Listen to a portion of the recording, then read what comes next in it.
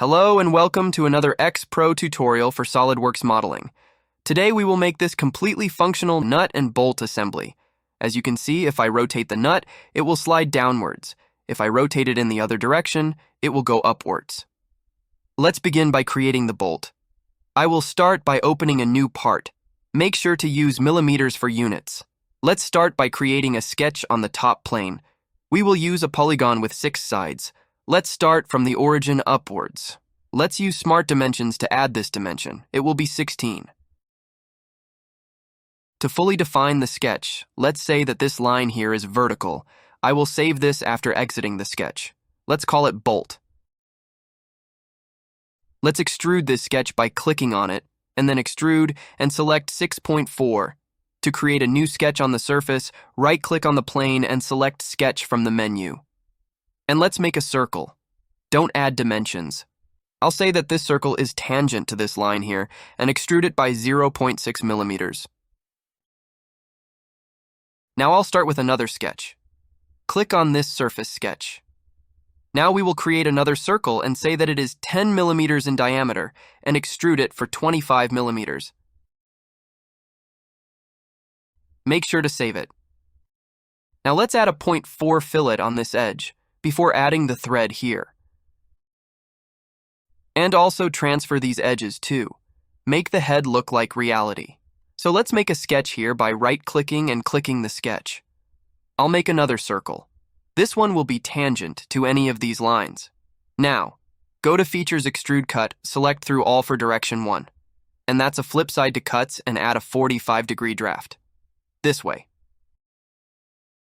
We have chamfered these edges here. Now it's time to add the thread. The thread command can be found here. If you type a thread, this window will come up, and just say OK. The first thing you have to give as an input is the edge where the front will start, and we will select this edge here. I will select this surface here. First click on this small window, and then on this surface. I want the thread to start somewhere around here. Now, I will offset the start of the thread by checking this box and typing in 5 millimeters. Moreover, to have a nice thread here, I will just make it a bit longer. For the end condition, I will also select offset, and I will also put in 5 millimeters. We want a metric die and the size M10 by 1.5, and the thread method will be cut. So we don't want to extrude it onto this surface, we want it to cut inside of this material. Now, I want a right-hand thread. Confirm this. And there we go. We have a thread that got into the material. We also have an unrealistic end of the thread here. Just click on this surface and make a sketch. Let's convert this surface to a sketch by going to the tab sketch and selecting Convert Entities. Here it is. We have a sketch now. Let's just go to Features Extrude Cut and extrude this sketch through all. This way, we will get a bit more realistic end of the thread. We can add some sort of appearance here. Let's go to Appearances, Metal, Steel. And just drag this to the model and select Parts.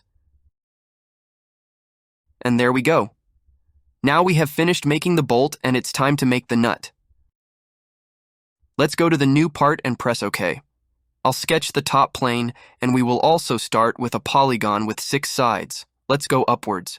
We can see that this line is vertical, and let's add a smart dimension. This is 16. We will add another circle. Here, let's make it 8.38. And now SolidWorks will automatically extrude this contour. If you want to check this, as I did, just hold out and hover over here. You will see all the closed contour features. Extrude boss. Let's say midplane, 9.5 millimeters. Let's save this part. Control, save. Let's name it nut. And then now we have to chamfer the edges like we did on the bolt head. Let's sketch on this surface a circle. Make it tangent to any of these lines. Let's go to Features Extrude Cut. I will say through all the flip sides to cut and then make a 45-degree chamfer. Now I don't need to do this all over again on this side. I'll mirror this feature. Let's select the midplane. This is why I used midplane in this boss extrude. So I don't have to repeat myself in the cut extrude feature. So let's use a top plane and go to the mirror. I can do it here in the design tree, or I can simply select any of these edges or surfaces, and it will select this feature automatically. So let's confirm this. Now it's time to add the thread. We can go to Tools and Insert Features, and here you can find the thread. Okay, for thread's location that said this edge, we want it up to this surface here. We want a thread to go a bit outwards here and here. So let's use offset. Let's reverse it. The same thing here. And there we go. So thread is going out of the nut a bit. Now we need a tap. And let's use M1.5mm right hand and cut thread. There we go. Now we have to make an assembly where we will connect the bolt and the nut. I will go firstly to the bolt in this drawdown menu and select Make Assembly from Part. I will select bolt M10 and just click on OK. And automatically SolidWorks will connect the front plane of the part and the assembly top to top and the right one to right. But for example, I want it changed. So what I will do is right-click on the part and say Float by right-clicking and holding. I can rotate it. Now I will open this part, drop down the menu, and hold Control, and click on these. Click on top plane from part and top plane of the assembly, and make these two coincident. After this, I want the front and front coincident. The same thing for the right plane. If you want this design tree to collapse, just click, shift, and then C, and there you go. Everything that has been dropped out will close. Now we have to insert the other component, the nut. Let's go to the Assembly tab and insert components. I will find my part, not my 10. I don't want it to be fixed. I want it placed somewhere around here. It doesn't matter. Now we have to mate these two together. The way I can do this is by going to the Assembly tab and clicking Mate here. For mate selection, I will select this edge, for example, this phase here. Now, let's see what happened. I just wanted to let you know that I will connect them here. So I can rotate the nut and go up and down. Now we have to add another mate that will connect the thread of the nuts to the threads of the bolt. First, we will make a cross section here.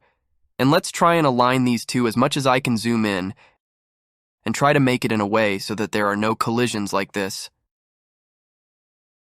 I can turn off the cross section, and let's go to Mates. Let's click on Mechanical and choose Screw for the mid selections.